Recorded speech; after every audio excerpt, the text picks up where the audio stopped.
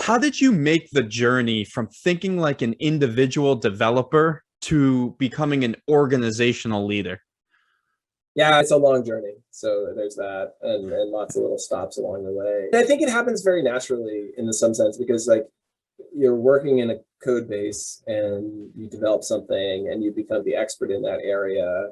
And then people start asking you questions and you get used to helping them understand. And then somebody comes and says, hey, I really wish that I could have this feature faster. And you say, if you give me another developer, I could probably do it faster. And suddenly you have a small team. And then you realize that actually you want to do something bigger. And there's this really good person on your team. And so you say, hey, you're going to take over this team. And suddenly you've delegated the responsibility to them. And you start taking that first step up the ladder. And then eventually, I think that's one of the jumps. And then the next jump is when somebody comes to you and you have two teams. And it's suddenly, okay, now I have to split my brain in half.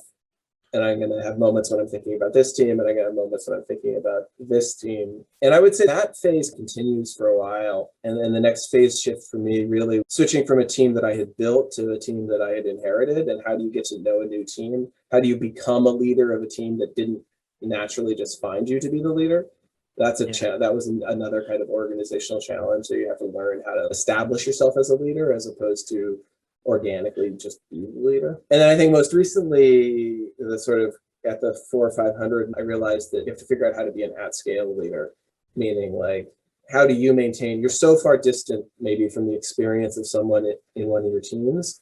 How do you know what their experience is like? How do you figure out, I've joked that I want like the button that's like in the airport bathroom, where like you leave and you press the like happy face or the sad face. I would love to have every one of my engineers like punch that button every single day, because you lose data. Like you just don't have the sense of what their lived experience is. And so I started doing a lot more like office hours so that anybody could sign up and come to a one-on-one or like skip level one-on-ones.